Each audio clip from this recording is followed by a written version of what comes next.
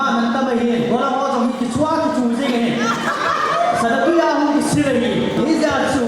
wala ho so challenge ka polin amma so hi tu lai ta single lai ta hi ya chu ta chu man ta mo hi ina su mo de so ave le kan he sa chu ve tu di kwa ka be na ga din ko ho sai pan video pa hi le and then who needs no introduction Gulhang Lam Pi Zainoy Haukip a research scholar in the Department of Political Science Mizoram University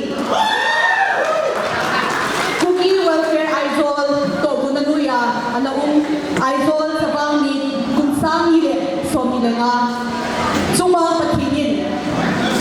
Aizol kupile akim bialaw kukitsate zonsi patinin amole athata ay pulhung ta siwin ama sa pwedeng pa patinin hangwa na ibiubinahi nule pa pilepu bulenaw duni po kingul kaya hung hatechi napon sa welfare meaning Aizol sa bangni kung sangi le so milenga chibe kahit po binahi program pasai highlight important katin compare kay kay huntan program coordinator ay pan video nga nga ay le lawin and sinson observance of 1 minute silence in honor of our fallen heroes and beloved ex-JWC members to Reverend BCK Naite and Pauline Indian about the solo performance from Miss Kimi Tautan Indian Hijiki welcome hot pa Lil Puhang Chairman Sawang Committee So let's solo performance by Pa Johnson Tautan Apana Secretarial Report Pa Rodel Kikin Secretary KWC Solo performance by Mu Hoi Pi Haukip Pung Chong and felicitations and blessing prayer in honoring of achievers will be led by Reverend Dr. Let Kulun to in observance of 1 minute silence in honor of our fallen heroes and beloved ex-KWC members Chihi Lamkai Achima Saho Yadona Reverend CK Naite Aphat Ludin Ama Anato Din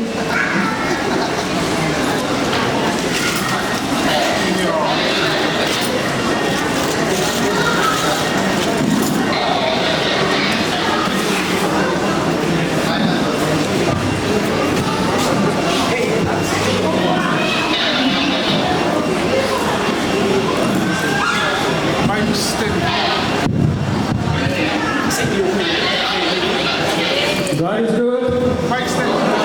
all the time Pakai Pai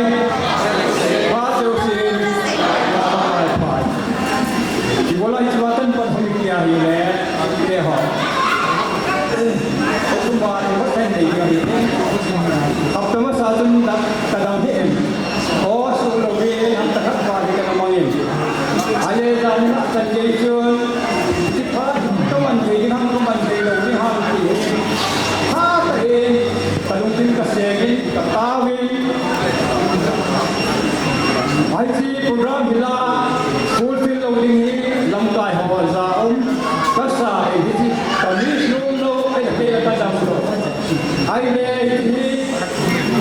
experience ko din itam de ka talo ko na tuni ti program ni kamis te lo ding kaman te lo dam de kaman te jan dan ka ban di te he tuya ti pha kha ko kai ka ti nei ki dai ti pa ve sa la hi hallelujah pakai phan he kai samahi today le terus menpani jadi koi mo ta he saya sudah tak he jadi hidung le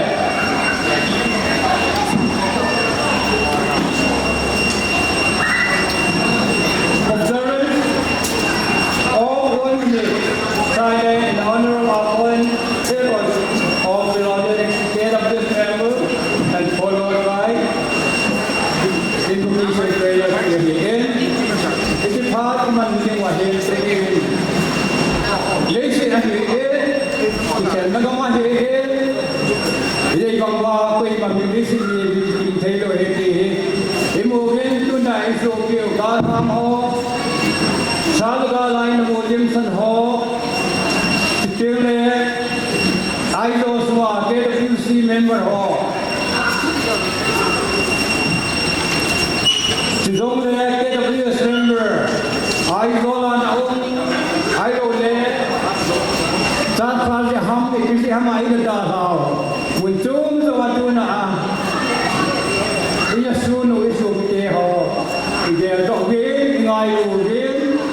me to be has Salain to negative.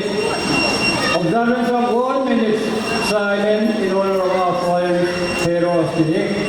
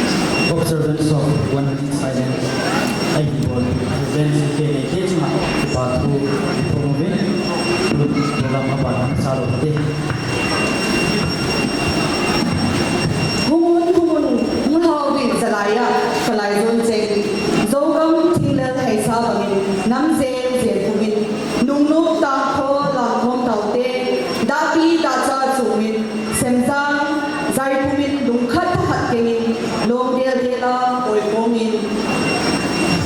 ตูนดิชิไซลาสดิหินนุงาคิมิโตทังอามาเนโกฮิตินอามาลิเมมิพิโซซิคนนั้นเบลซิอุเตตูนนุงาคิมิโตทังพันลาตายโน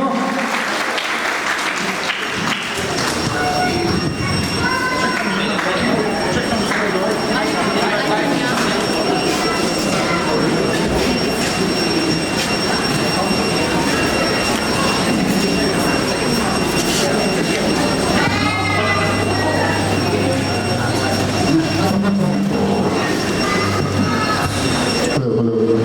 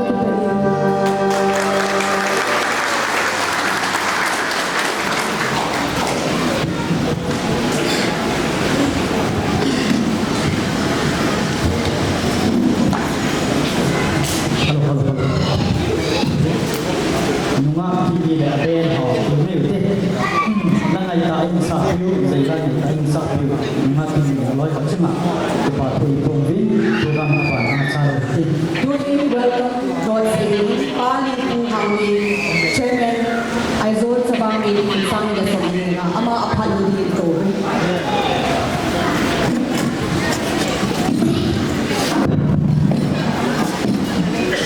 Masan tabang parai le phat pai piwa pa thing thang bai man dam dunia mi zanti chlai mana form thailinga ankal sun zalawin no chu cha pa thu kai se hi lam kai hon mon mo ta program hin gon la te ho athilal abatam ta hum ding hi in jong le kum khat sunga isu halna imoto na kimel hedna tuni ni ko chi man di wahi ye chun no ta program di manwa ne le cha hum di go ho ni ko wa kimel het to wa ti pa thano mai ta ma itile chi ti win no bon cha win kun ti ni hi tuni chi ki welfare aizol to gonan ya chawang mi mga humzo si na bon chawi talem na salam kan bo hi kan se be no khan chu amun hi isegam neu khat ho mun ne yo hi si wa chu ni property hum ki mang he ti he thi mo tin a hi thei chanin ching thei te in mango hite ki so age la kan te na no he ko tu pai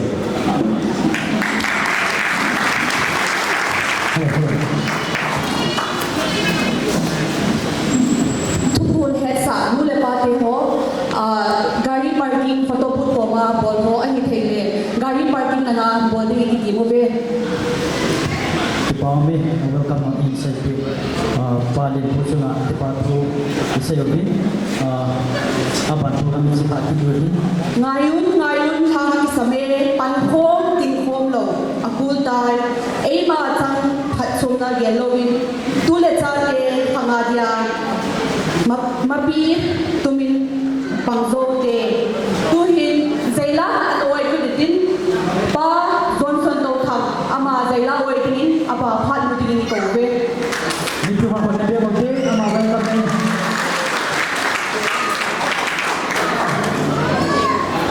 kita akan measure join day di inam bio elo pati ku di wai ikan tu di wai kita akan di measure bangai cai di wai di hello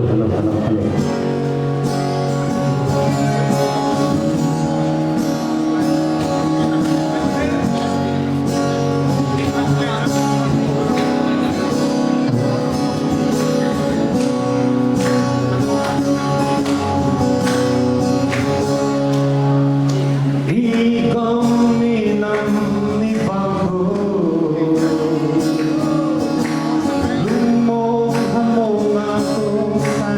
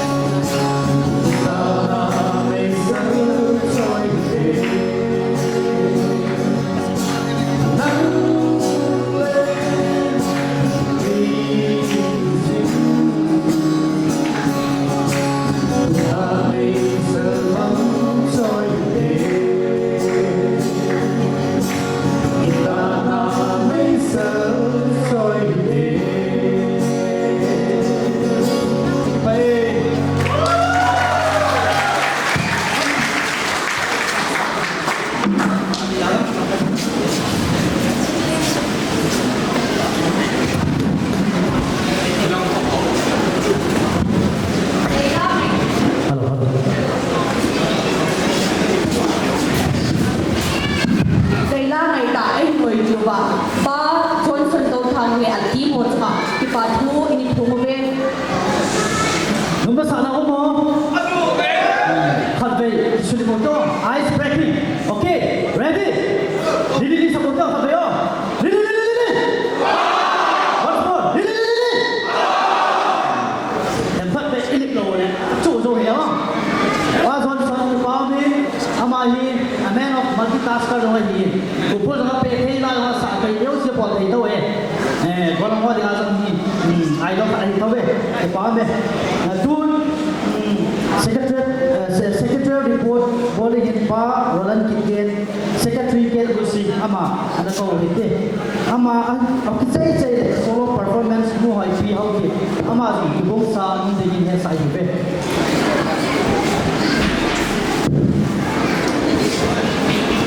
ama san kita bang pha ibu thejivin papa te wai men lam tuni ko secretary report ho ga pi ni ti phat lam na omen ti sangin la ki sa hen lam a report ni la in ki sa hen lam mi ki ngai sa le ka tha an jo ai wang phat jong ni ai wang ni phat ki timeline ki koi to phat ni pung khat lam ong ki khetan Jadi jun ka secretary report hi agan na the akan samap ding hi lung se tan ne ngai piwin lam he dinga pho phem khat ka hi ki su thain ama sa penin tuni hi bon chawa VIP hi so ke na keong VIP ka hi nang jong VIP ka hi koi ma cha tum be VIP ma ki ko por ahi ja chu ki he ju ka ka se do no pen tin ting le KWC iti hungki pundo ha KWC the bird of KWC tham thak kan sei no me ka het ham thama KWC hi masanga hi ipateo iute ho win society ngai lu ta hon hamo hin kipani ai lo le mit sin ni lung happy ni teng le amo individual a ha na thai ji wa ai le mi tham khat khabe hin tua inga he thing wa Aizol club conference room ma ko Aizol club conference room ma ko cha bu meeting abol win ali meeting abol na wa hi amo hin KWC hi pu do de active ani ko hi 22 April 2017 ahi he khil lo ya ali chini chun hong ki khom win ai le amo hin Hijinia chairman an hen masat pen chu he diu chu pu CS thanga ama hi chairman an hen ni ai le secretary an hen chu pu le team thang boy how ki mission bank ama ko hi chu kin le vice chairman an hen chu pa lam boy tua boy nu hi lo le Kimberly dinga apa nam talo ama kang jo vice chairman a hen win ama to pu geri chukit le treasurer a aina pu piu chu pu level tu chawang bin committee a finance ti pa ama ho ni win le hichi amo in society ngai lu tai ana pu ko win hichi nya ko na chu thalong ta ai bol le chan de lu hung ge Teng namon tu pi pena na bol chu felicitation dong ya na bol win Dr. Negin Pau ya head you kata sini Dr. Negin Pau kimgen ama hi head you lo le political scientist na ama cho hi ama jong felicitate na bol pi win teng le jo pi khatam an kamu in ko khana cho ama ya cho felicitate na bol pi win teng le pu how play kimgen MLA ama jong hi hiti chun welcome ana ball win teng amo nam sa pena ama nu chu sa ni hi 13 September ni amang win hiti ni than khan ni ko thi kan munin teng amo thanom ta ti society an pu le ni chan ge an aleng ha tamam ai wa hum ki kai ki thi tu chung gale tol ahung get thi nak sakta in ko phan chu de hon jong ekipum khat lo lew ti ka hi tam ta le meeting jang i bol win ai wa ma hi social amin i ma chaun thelo ai wa ma meeting jing na bol hom ko win ai wa ma ke da bu si an on tho ni jong la tha ben ke ho hi 9 December ni chun pu cs thanga in ma chun them chakat ke ho hi mungkin hen do na ong umin nam de na ong umin ai chi do chun hon office kan pu pan ke hon ka bol do i ma chaun pon tu ni kwa ke hon collectively ito do ni tamta kaga ame kan sau he jing ai wa tu ni timeline ya ke tu tapon ai pi la tom lam ta kan se ding hin ibon pen chu resolution base ki ki wai ko hin ai do hi center kan hi ta ji chun koi tabang mit hi son na thilo mo pu ma hi le welfare bina airport cha ki pha zo lo jong le ai do la lam pi khana lam to te ti teng le wai ha ding ti ki wai ha chi hi resolution khana ne ki nei pi chi ro chani na ki bolin pi chi hi welfare member hon jong ki tho tai le pui hian lang amun muna jong ni del ko mu pi chi jong ni khat to do alin pe khat hi teng le aminu gala mu su kha pa le jang khulun ho ki ama ding ayam jo emergency fund drive ni ve je ni bolwin ama sa pe na chun 29000 ki don do win teng la hi chun ni ve bolwin ambulance man jang to ki win ong ki le na jong hi chun pan ni law teng la pa ngam nei thang to thang ama jong hi hi ya chun om na hi ai ho hu be le jan khang kip la hi ama ya welfare member hon su ki to ho mu win ai mun in langa manipur langa i ka tha do we na along chu ka tha do we ti yong chu ina ko ni pa ka de hi ting le tam tau min pa lam ko hau tu nei chen ama yang chu surgery ki bol na ai jo hospital surgery ki bol na chu emon 5% in don na ko na chu sang song tu ele hospital bill chu ki le ho na pi pe na in bol do chu gamle nam ngai na so pikhat nam khat tisan khat dina la ya ko na ibol thei pe chu ya 5% in don do hin ji hi sok ka akan sei ding hin kim finance department ho ong win meeting ni wei thum wei bol win welfare ho ta ki bolin general body meeting jang ki ko win ja ko an kong jang bol hong win ti ja ko na chun category wise 5% ise hong win ti ja 5% na chu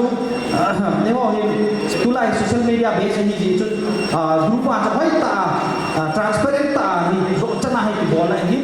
record jam am so ke ai kan sei no nom chu January ayo ni 1,53,000 don no win February 1,45,000 don no win 1,45,750 1 lakh March 1,51,250 April 1,32,250 May 1,20,900 June 1,02,400 July 1,0400 August 95,700 September 1,03,700 ting le cycle emergency fund drive bol win ti hi January la so hin February la IPO ti to March bol ko 50,000 within a matter of 24 hours 50,000 ise pa ye ti chu ipan la da na sakta ka ga phun do no ni ki ngai ni ki ko ki tho to da no ka ga phun do no hin ting le October 1,34,700 dong do ai chi ka pokina ka phu do hi poi nam ho 9 se hom wa gamle nam nangai mu jiwa 9 se hom jiwa chu relief and rehabilitation jiwa ise hom wa inlanga ipi to ithot do thi wa hi ki chu ki pa thu ne wan kan se hin abona ai bo do chu 12,41,050 ahe som chi ga he ma ka ga de hin ting le felicitation jong ningkuma chu evolve with class 10 class 12 pass ho felicitation evolve with hoina KWS KWC evolve ho with tu chung jong ni evolve ki wi hi dekle ningkuma chun ki mel hek mi iti wa sports sam evolve ho with thalong tai pang khom so ke we chukile KWC hi transparency digitally recording wai ta ki ko ya hi dekle tu presentation dia ni ito do ijo ham be mai to do ho hi printable position a print ang aki bontan aki poin tingle ani khat le hin sim thei nga mum de he jong ni kai pho do no hum te ki paumin ni ja kai ma jong se hi pathin thang vai ken rong secretary khat ni nai tu chan ge ni ma cha social lang ni katong hapon hi jong le nang hon na se nang hon ni chi bol te ti le ai lo la chairman ka advisor ka executive hon e pat piwa sing le e hon i tho ko wa nang hon chi bol te na ti se chu i bol ko wa le ung lo ni ai hin ai le tu chung chawang mi a long ni chi ka ngai le kha le mi hin nang mi tu do se na ngai mi tu na ngai wan de na gai lo e ti lo om mi na om da ai jong chu ka se ma ngom ni tin ngai mo ta ai dong le ta ga se e pi pi chu ta le tu ni ko report am ti pi hi tu da ka ni pon ya na ho ngai lu na zala nam sung ngai lu na zala welfare ngai lu na zala nong pan khom ja ji wa chu report ni tam pi ki sim thia presentation ti bo the ni ka phan man ni ong sau je tan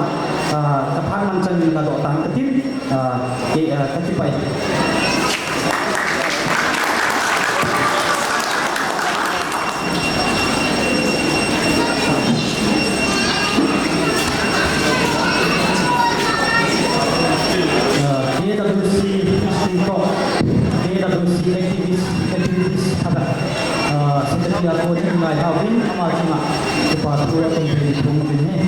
Kakithange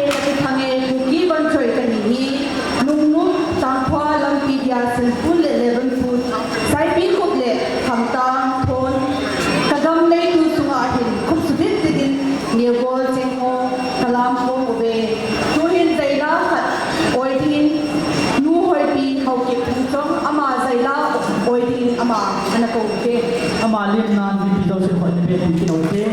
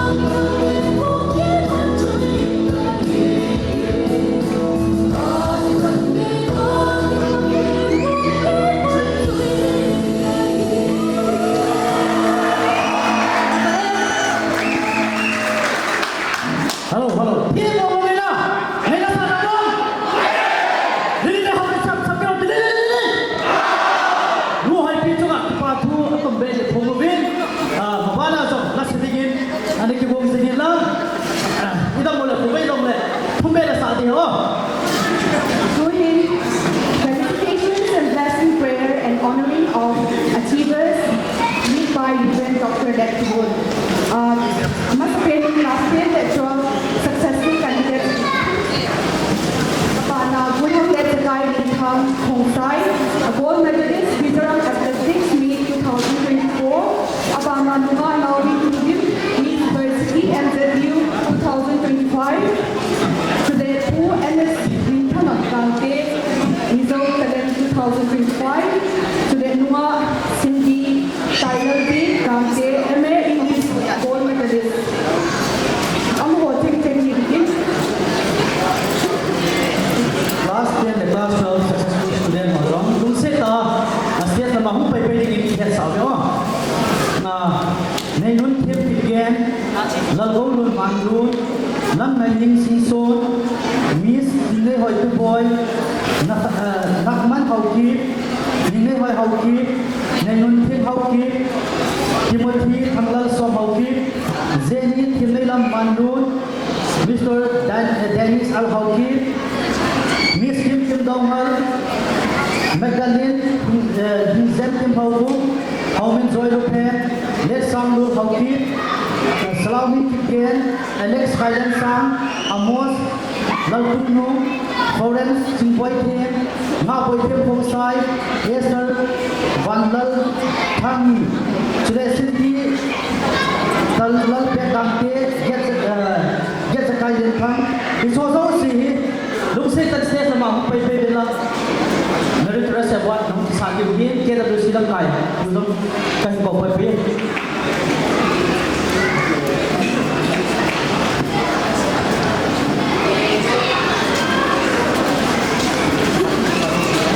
đúng là Kimberly rồi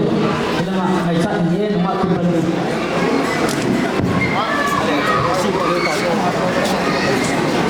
Certification of Qualification and Blessing 2025 Sitanakan Nene. President Min Chung Do Se Su Kevo State Lama Presentation is Berlin Name Team Kiken, daughter of Pa Roland Mountain Kiken and Moon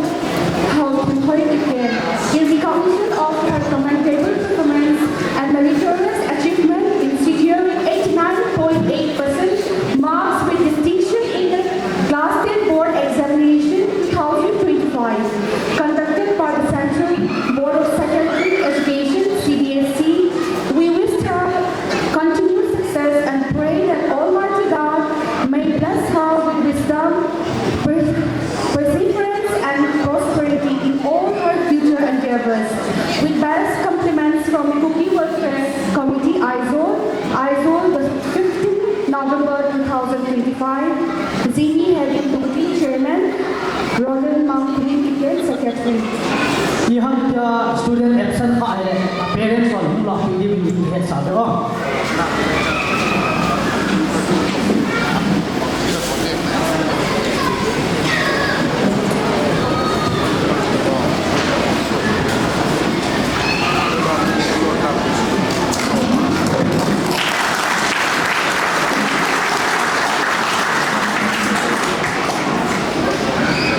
Upon Mr. Lalgo Noon Mandu, son of Pa Lalyang Mandu and Noon Nidelian Mandu, securing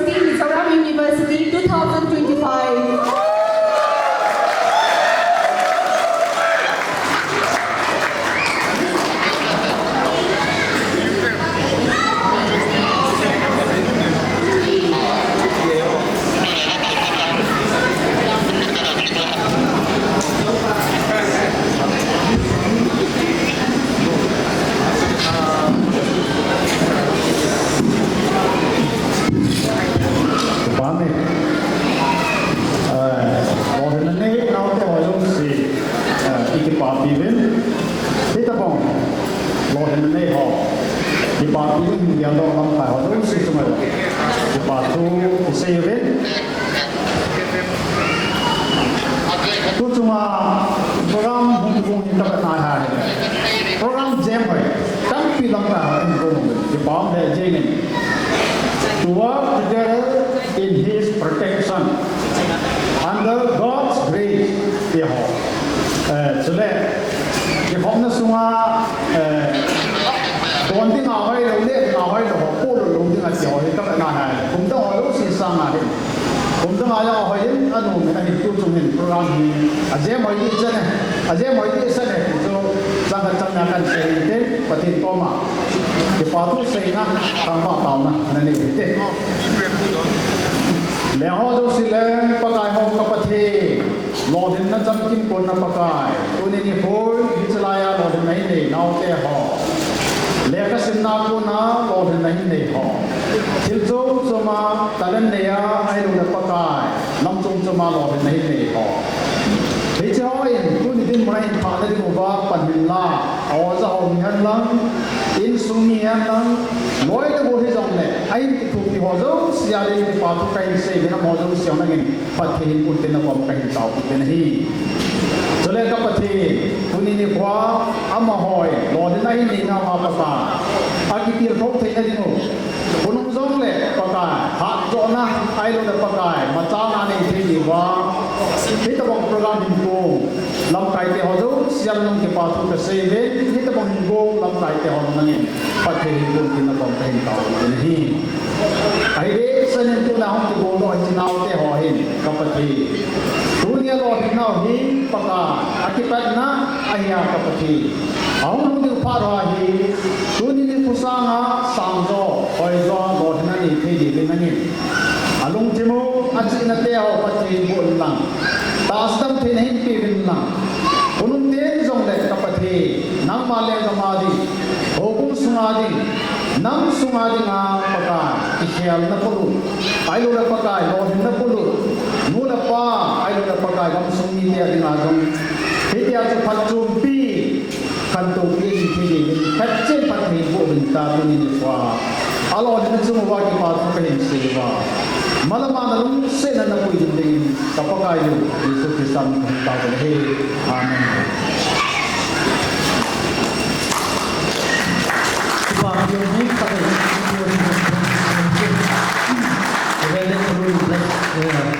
successful person also si sunga na blessing prayer po na sunga masunga tumpik sa pati pumubin first session siya sa inilin kan session ng pa ho kay ma batang laba ito naman ang side one sin theo hin second session mo pa man sa din zong di the head sa inilin